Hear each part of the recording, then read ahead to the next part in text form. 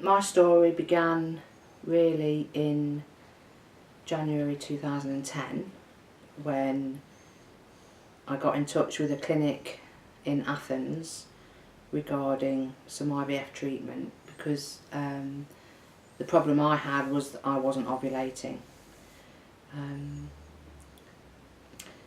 So we decided, I did a bit of research within the UK and we decided that we were going to go to Athens in Greece for our treatment, and I was losing weight at the time, so for the next year I continued to lose weight, and in a period of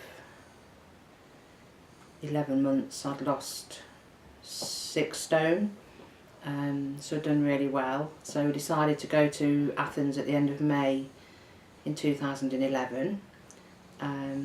Where I had a few tests to make sure that everything was okay with my uterus, which it was, and Dave had some tests which were fine, and then they invited us back within 3 weeks and we had the treatment and it was successful, and I was pregnant with one baby. We went to the midwife to have our booking in session. I think I had 2 bleeds with it in the period of up to 12 weeks, and went for reassurance at the hospital and that everything was fine, and we had a couple of early scans and they were all fine. Then I had my 12-week scan and again that was okay. They were going to take a more closer look at me because of my weight and age, but other than that it was a normal antenatal care. I didn't have any morning sickness. I was quite well really. There was periods of tiredness. And then I went for my 20-week scan on the Thursday. So I was exactly 20 weeks. And again everything was absolutely fine. And that's when I relaxed.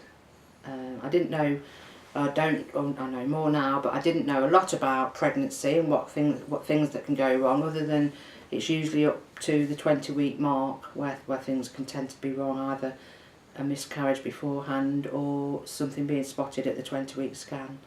But everything was absolutely fine. And so I always remember my friend on the Sunday, I was at her parents' house and she gave me a grey soft toy mouse and said, "Oh, I can give this to you now because everything's fine." And she'd been holding off in giving that to me to make sure that, you know, everything was fine. That was a Sunday. And then on the Wednesday, I was at work and felt a little bit of pain, but I thought it was trap wind. I was convinced it was trap wind, so didn't think anything of it. I came home for lunch and sat on the settee and thought, oh, I could just stay here and relax rather than go back to work. But I did go back to work, but the pain didn't get any worse but didn't get any better, and it was constant. So there was nothing to suggest that it was contractions or anything like that, because it wasn't coming or going, and I really did believe that's what it was, that it was trap wind. So about 3:15 I knew that I was going to have to pick my husband up at 4 because he'd got an appointment at 20 past. So 3:15 I was at work and thought, right, I'm just going to go to the toilet and then I'll be ready to go and pick him up. And that's when my waters exploded. They didn't just break, they exploded. And that initial second you think, oh, could it be we? But you know in your heart it's not. So I sorted myself out, went into the office to my colleague. She was already worried because I'd been on the toilet for a little while, which was unusual. And I just whispered to her, my waters have broken, don't tell anyone.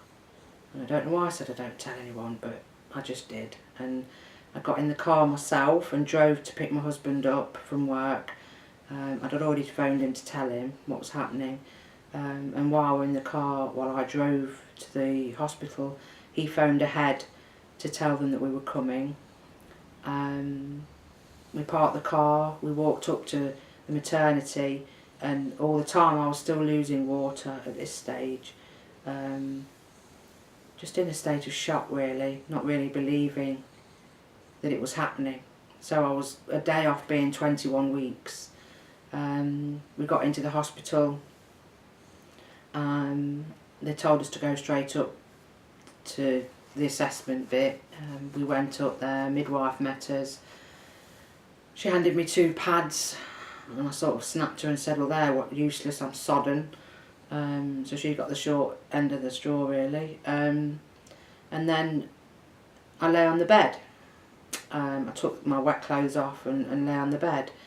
And a few minutes later, the midwife came back with a Doppler and found the heartbeat. So my hopes soared and a big smile on my face because there was still a heartbeat.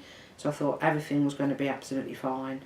The midwife spoke to me about bed rest, that I'd have to have 10 days at least bed rest with 10 days of antibiotics, that the water can sometimes regenerate if it's a small leak, which in my head at that point I knew it hadn't been a small leak, it wasn't seeping out, it exploded.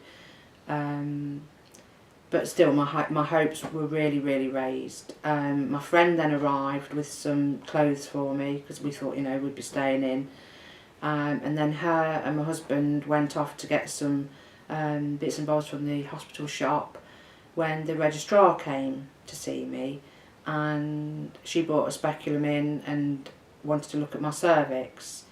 And instead of waiting for my husband to come back, which didn't even cross my mind and obviously hadn't crossed her mind, she put the speculum in, had a look with a torch, and her face dropped. And she said, I'm really sorry, but the cord has prolapsed and it's a, oh, what's the term? Inevitable miscarriage.